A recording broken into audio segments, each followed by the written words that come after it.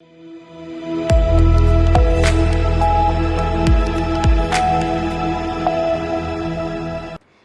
आप देख रहे हैं सी न्यूज भारत और मैं हूं आपके साथ प्रिया श्रीवास्तव। वक्त हो गया है बिहार झारखंड बुलेटिन का, जहां बात करेंगे दोनों राज्यों की खास खबरों पर।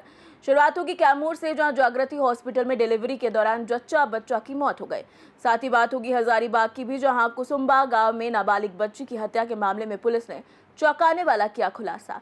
ऐसी तमाम खबरों पर डालेंगे नजर इस बुलेटिन में। पाकुड़ से खबर है, जो हनुमान जयंती के अवसर पर पवन पुत्र हनुमान मंदिर में श्री राम की भव्य शोभा यात्रा निकाली गई, जिसमें हजारों श्रद्धालुओं ने उत्साहपूर्वक भाग लिया। रथ पर सवार राम सीता की प्रतिमूर्ति के साथ जय श्री राम के जय घोष से पूरा क्षेत्र गूंज उठा। श्रद्धालु पीत वस्त्र धारण कर हाथों में भगवा ध्वज लिए बिरसा चौक, बाजार, तांतीपाड़ा और गांधी चौक होते हुए पुनः मंदिर पहुंचे। यात्रा के दौरान विभिन्न स्थानों पर पेयजल, शरबत और ठंडे पेय की व्यवस्था की गई। वहीं दूधनाथ मंदिर में मारवाड़ी महिला मोर्चा द्वारा रामायण पाठ का आयोजन हुआ। साथ ही जिले के अन्य स्थानों पर भी पूजा पाठ, भजन कीर्तन और धार्मिक कार्यक्रमों से भक्तिमय माहौल बना रहा। आज हनुमान जी का जन्म दिवस है। उपलक्ष्य में कई एक वर्षों से महिलाओं के साथ में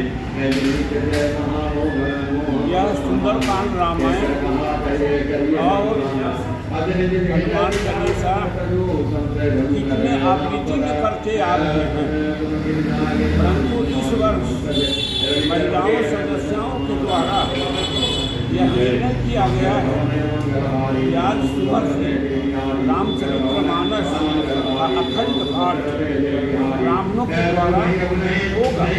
और वह पाठ अभी शुरू हो चुका है। सुबह 7:30 बजे से यह रात्रि 2, 2:30, 3 बजे तक होता रहेगा। हर वर्ष के अलावे इस वर्ष बहुत अच्छी तरह से मंदिर में सजावट, महिलाओं लोग का बहुत बड़ा मदद, इसलिए मुझे बहुत खुशी होकर के इस सभी समाज वाले को आशीर्वाद दे रहे हैं कि सदा ऐसा हनुमान जी आगे बढ़ते जयंती का शोभा यात्रा निकलेगी। गांधी चौक होते हुए तांतीपाड़ा होकर राजापाड़ा होकर शोभा यात्रा खत्म होने के बाद रामायण 24 घंटा रामायण का पाठ प्रसाद वितरण होगा। पाकुड़ से सी न्यूज संवाददाता पंकज भगत की रिपोर्ट। खबर कैमूर से, जो मोहनिया में जागृति हॉस्पिटल में प्रसव के दौरान 26 वर्षीय गीता देवी और उसके नवजात की मौत हो गई, जिससे परिजनों में भारी आक्रोश फैल गया। परिजनों का आरोप है कि समय पर सही इलाज न मिलने के कारण दोनों की जान गई, जबकि अस्पताल प्रबंधन ने मरीज की हालत पहले से गंभीर होने की बात कही है। घटना के बाद परिजनों ने अस्पताल परिसर में हंगामा करते हुए कार्यवाही की मांग की। सूचना पर पहुंची पुलिस ने स्थिति को नियंत्रित किया और शव को पोस्टमार्टम के लिए भेज दिया है। फिलहाल पुलिस पूरे मामले की जांच पड़ताल कर रही है और शिकायत के आधार पर आगे की कार्यवाही की जा रही है। वहीं इस घटना के बाद क्षेत्र में स्वास्थ्य सेवाओं को लेकर लोगों में नाराजगी देखी जा रही है। कहाँ आए हुए हैं, क्या मामला है? आशा त्रिवेदी हॉस्पिटल में आए हुए हैं हम। एक अपने वाइफ के लेके बच्चा होने वाला था, सही सलामत था। हम इसमें आशा हमारी भर्ती करवाई, बोली कि नॉर्मल बच्चा हो जाएगा, जो कि नॉर्मल नहीं हुआ। जबरदस्ती जेंट्स उसको खींच करके निकाला गया। उसको दर्द पीड़ा कुछ भी नहीं था, हाँ जबरदस्ती निकाला गया। बताइए, हमारा बच्चा है, 2 बच्चे हैं, मर गई और उसको निकाल दिया। दोनों मर गए, बच्चे और पत्नी दोनों। उसको निकालने के बाद बलिदानी फट गया, उसका ब्लड जारी हो गया, बच्चे का ही सब निकल गया है, ऐसा खींचा हुआ है। बताइए, इसको इंसाफ चाहिए ना। दाम हमारा देखिए, हमें 30 लाख मांग है। हम बच्चों को कैसे खिलाएंगे? हम बच्चों को देखेंगे कि हम कमाए जाएंगे? बताइए, छोटे छोटे बच्चे हैं, बताइए। नाम है? हमारा नाम शिवशंकर कुमार गुप्ता है, पिता का नाम राधेश्याम गुप्ता। आप साथ में थे? क्या मामला क्या है?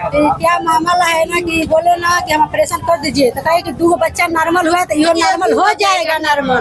तो दूध छूटा है, एक मतलब खुला है बच्चेदानी, 4 में खुलेगा तो होगा, हमें बच्चेदानी नहीं खुलेगा तो तू ऑपरेशन कर दीजिए तो नहीं हो जाएगा बच्चा। काहे ना होगा, 2 होगा तो काहे ना होगा बच्चा। आप ऑपरेशन करने के लिए बोला? हाँ बोले थे, 2 हो गया पहले का तो ये बच्चा भी नॉर्मल हो जाएगा। हाँ बड़ी दर्द है, बड़ी बोल रही ए दीदी आपको गोड़ हाथ में गिरता नहीं, हम कहा देखिए कौन दीदी सा है डॉक्टर से? डॉक्टर 3 मैडम रह जाओ में और डॉक्टर घिचले हाथ में हाथ पेश के आप मरीज से कौन है आप?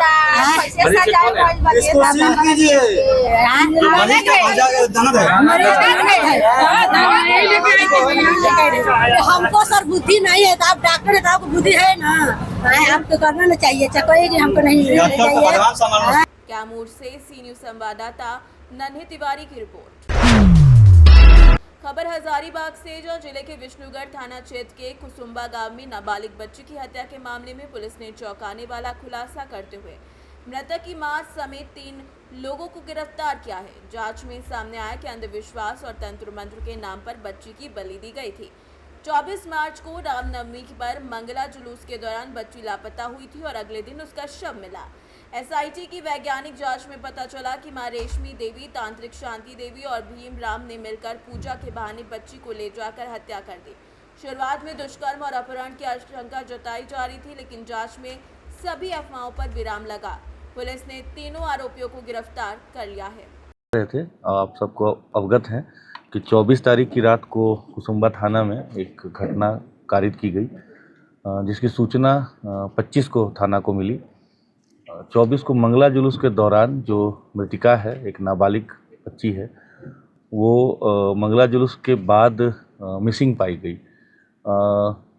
गांव के कुछ लोगों को ये बताया गया कि घर के सदस्यों के द्वारा कि ये मंगला जुलूस के बाद से कहीं गई है, मिल नहीं रही है, और उसको ढूंढने का प्रयास किया गया। कुछ हद तक गांव के कुछ लोग इसमें इन्वॉल्व हुए उसको ढूंढने में। अगले दिन तक बॉडी या वो बच्ची नहीं मिली, तो फिर जब अगले दिन उसका मृत शरीर के बारे में जानकारी प्राप्त हुई, हम लोगों ने FIR किया। इसमें मुख्य रूप से 3 मेन अक्यूज्ड अभी तक सामने आए हैं। इसमें एक खुद उसकी माँ है रेशमी देवी, दूसरा भीम राम है, और तीसरी एक जो तंत्र मंत्र करती हैं, ओझा गुनी जिसको भी कहते हैं, एक महिला है शांति देवी।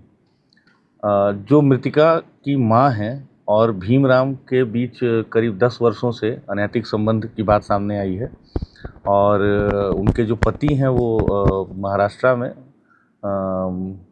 कुछ रोजगार करते हैं और कम ही घर आना जाना होता है।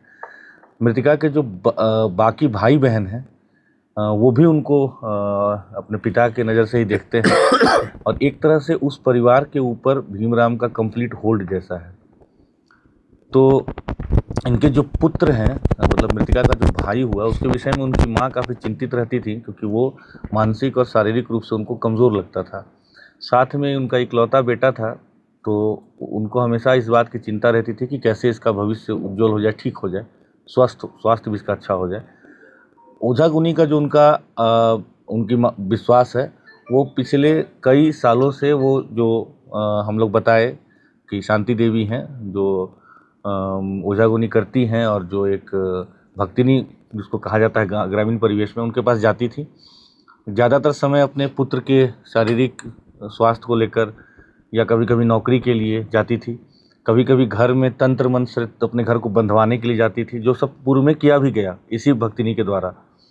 कभी अगर ज़मीन का भी विवाद हो, किसी भी तरह के व्यक्तिगत जो उनकी समस्याएं होती थी, उसके लिए वो जाने लगी थी। तो इन चीज़ों में एक तरह से ये जो भक्तिनी है वो उनसे उसके बदले में पैसे और बाकी चीज़ें लेती थी। उनके घर में जैसा मैंने बताया कि हर चीज़ के लिए वो डिपेंड करती थी भीमराम के ऊपर। तो घटना के दिन भी जब ये अपनी मृतिका के साथ, छोटी बच्ची के साथ और भीमराम के साथ उनके घर गई, वो भक्तिनी के घर गई, तो उनके घर में एक छोटा सा, जिसको वो मंदिर कह रहे हैं, उसको धरती माता मंदिर या मनसा देवी मंदिर भी कहा जा रहा है, तो उस मंदिर में इनको बुलाया गया। हालांकि माँ बेटी दोनों दरवाजे से गई, लेकिन जो भीमराव था उसके विषय में बता रहे हैं कि वो पीछे का जो छोटा सा बाउंड्री होता है, उसको कूद करके छुप करके आया। और उस समय पहले वो भक्तिनी के द्वारा बताया गया कि इसके ऊपर देवास आया हुआ है, मतलब माता आई हुई जिसको हम लोग ग्रामीण बोलचाल में कहते हैं, और उसको टिकाव करके कुछ अपना मंत्र का वो ढोंग करके और छोड़ दी। बच्ची वापस से आकर के और जो मंगला जुलूस था उसमें पार्टिसिपेट करने लगी, और भक्तिनी के द्वारा बताया गया कि आप दोबारा से आइए, इसको लेके अच्छे मुहूर्त वगैरह के बारे में बताते हुए कि 9:30 बजे के 9 बजे के आसपास के बाद आना है। जब दोबारा से गए तो और साथ में ये भी बताया गया कि जो हम आज करेंगे इसका इलाज करेंगे, जो बलि हम देंगे उसमें हमको एक मेल पुरुष का ज़रूरत पड़ेगा। तो मृतिका की माँ इस काम के लिए भीमराम को दोबारा अपने साथ लेके गई और मृतिका को भी लेके गई। उसको बच्ची को पहले बताया गया कि उसको वहाँ बिठा करके वो मंदिर में, जो छोटा सा है उसको मंदिर तो कहा जा रहा है जो भी, तो वहाँ पे बिठा करके उसको पूजा वूजा किया गया, टीका उका कुछ किया गया। उसको मुकुंदाना और इलायची वगैरह का प्रसाद खिलाया गया और बोला गया कि तुम्हारे ऊपर कुछ दोष है, आज हम लोग जो उपचार कर रहे हैं इससे तुम दोष मुक्त हो जाओगी। फिर इनकी मान्यता थी कि जो वहाँ बसवाड़ी है, जो हमारा जहाँ से हमें शव बरामद हुआ बाद में, कि उसी बसवाड़ी में वहाँ के भूतों को बांध के रखते हैं। ये कह करके इसको वहाँ ले गए और फिर वहाँ इसको लेटने के लिए कहा गया, और उसके बाद उसका भीमराम के द्वारा इसका गला दबा करके इसकी हत्या की गई। साथ ही उसको कॉलिंग स्टिक कहते हैं, उसकी मदद से आप सब जानते हैं कि इंसर्शन किया गया ब्रूटली, और उसका सर फोड़ करके उसका खून लिया गया।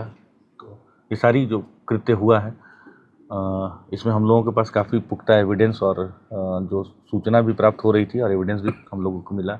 सबको हम लोगों ने अरेस्ट भी किया और हम लोग इस केस को बहुत गंभीरता से ले रहे हैं। हम लोग पूरी तरह से प्रयास करेंगे कि इसको हम लोग स्पीडी ट्रायल में ले करके जल्द से जल्द मृतिका को हम लोग न्याय दिलाएं और कठोर से कठोर हम लोग उसको दंड दिलवाने का पूरा प्रयास करेंगे।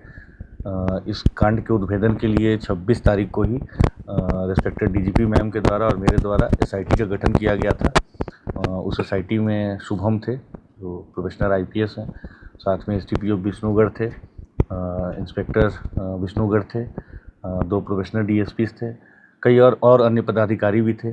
साथ में कई और अन्य पदाधिकारियों ने इसमें काफ़ी सक्रिय भूमिका निभाई। इसमें सदर एसडीपीओ अमित आनंद है, साथ में वरीय पदाधिकारियों का भी लगातार हम लोग को निर्देश मिला। तो इन सब के कारण हम लोगों ने इस कांड का उद्भेदन किया है। सभी लोगों की गिरफ्तारी कर ली गई है। जो विधि सम्मत सारे प्रोसेस हैं फॉलो किए गए हैं, आगे भी किए जाएंगे। और इस विभत्स घटना का हम लोगों ने उद्भेदन किया। आप लोग जानते हैं कि घटना कारित होने के बाद ये भीमराम ही है जिसने कि इस घटना को कई तरह के कलर देने की कोशिश की। बार बार वो पुलिस को गुमराह करने के लिए, इन्वेस्टिगेटिव एजेंसी को गुमराह करने का प्रयास करता रहा। But finally on the basis of very good evidence हम लोगों ने तीनों को आज अरेस्ट किया है। स्टेटमेंट उनका नहीं देखा है, लेकिन अगर आया होगा हो सकता है। एसपी साहब, तब इसमें कॉम्पेंसेशन नहीं मिलना चाहिए परिवार को? इन विषयों पर मुझे लगता है कि उपायुक्त महोदय आप लोगों को डिटेल से ब्रीफ करेंगे। दिनांक 25 मार्च को विष्णुगढ़ थाना अंतर्गत कुसुम्भा गांव में एक बच्ची का शव बरामद किया गया था, जो कि एक दिन पहले ही 24 मार्च को मंगला जुलूस के दौरान मिसिंग हो गई थी। इस संबंध में बच्ची के मां रेशमी देवी के आवेदन के आधार पर विष्णुगढ़ थाने में मर्डर और पॉक्सो के अंतर्गत एफआईआर दर्ज किया गया था। मामला चूँकि काफ़ी गंभीर था और इस केस में करीब करीब किसी प्रकार का कोई आई विटनेस और कोई परिवार की तरफ से भी कोई स्पष्ट बताया नहीं जा रहा था, इसलिए पुलिस के द्वारा सभी पहलुओं पर काम किया गया।